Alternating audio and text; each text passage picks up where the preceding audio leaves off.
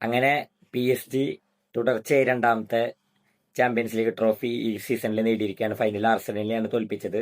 5-ാം മിനിറ്റിൽ കായ് ഹാവേർട്സിലൂടെ ലീഡ് എടുത്ത ആർസനൽ പക്ഷേ എന്താ പറയുക 66-ാം മിനിറ്റിൽ അവർ സൂപ്പർ താരം ലെഫ്റ്റ് വിങ്ങർ ഡെംബലയിലൂടെ പെനാൽറ്റി ഗോളിലൂടെ സമനില പിടിക്കുകയും എക്സ്ട്രാ ടൈം കഴിയുന്നവരെ സമനിലയായിരുന്നു. അങ്ങനെ പെനാൽറ്റി ഷൂട്ടൗട്ടിൽ എന്താ പറയുക നമ്മുടെ PSG ജയിച്ച് കയറുകയാണ് ഉണ്ടായത്. പക്ഷേ കളി കണ്ടാൽ നമുക്ക് എല്ലാവർക്കും അറിയാം ഫുൾ കളിച്ചത് PSG ആണ്.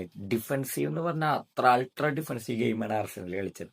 PSG അതിനൊരു എക്സാമ്പിൾ ഞാൻ പറയും. PSG 19 ഷോട്ടാണ് എടുത്തേക്കണേ ആർസനലിനെതിരെ.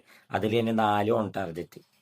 എന്നാൽ ആർസനലാവട്ടെ ജസ്റ്റ് വെറും 5 ഷോട്ടാണ് എടുത്തേക്കണേ, അതിൽ ഒരു ഓൺ ടാർജറ്റ്. അതിന്റെ ഗോളാണ് കായ് ഹാവേർട്സിന്റെ.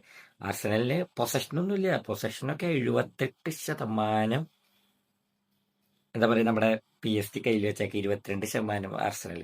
പരിതാപകരം. ഒരു ഫൈനലിന്റെ ബ്യൂട്ടി എന്താണെന്ന് ചോദിച്ചാൽ, പക്ഷെ ഇതൊരു ബ്യൂട്ടിയാണ് ഡിഫൻസീവ് ഗെയിം. ഒരു ബ്യൂട്ടി അല്ല എന്നൊന്നും പറയില്ല. പക്ഷെ ആർസനലിന് സ്കോർ ഡെപ്ത് ഒക്കെ ഉണ്ടായിരുന്നു PSG-ക്കെതിരെ കളിക്കാനുള്ളത്. പക്ഷെ എന്തുകൊണ്ട് അങ്ങനെ ചെയ്തു എന്ന് അറിയില്ല. ആർട്ടറ്റാരെ ഒരു സ്റ്റൈൽ അങ്ങനെയാണ്. അത് നമുക്ക് ഇന്നലെ കാണാൻ പറ്റി.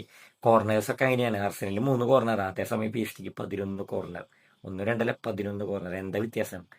പാസസ് നോക്കിക്കോ, ആർസനൽ ആകെ ചെയ്തേക്കുന്നത് 350 പാസ്സാണ്. പക്ഷെ തിരിച്ച് PSG ചെയ്തിരിക്കുന്നത് 700+ പാസസ് ആണ്. 700+.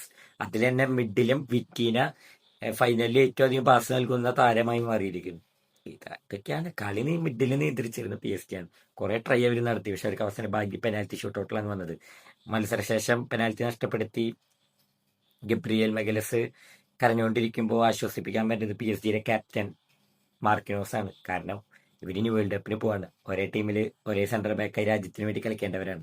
അവരെ ആശ്വസിപ്പിക്കല് ചിലപ്പോൾ എന്താ പറയുക, ഇനി നമ്മൾ ഒന്നിച്ച് ആണ് വേൾഡ് കപ്പ് കളിക്കാൻ പോണതിന്റെ ഒരു സൂചനയും കൂടിയാണ് എന്തായാലും തന്നിരിക്കുന്നത്. എനിവേ അർസനൽ ക്വാളിറ്റിക്കൊത്തൊരു കളിയല്ല കളിച്ചത് actually. Anyway PSG deserve it. PSG attacking team won the UCL.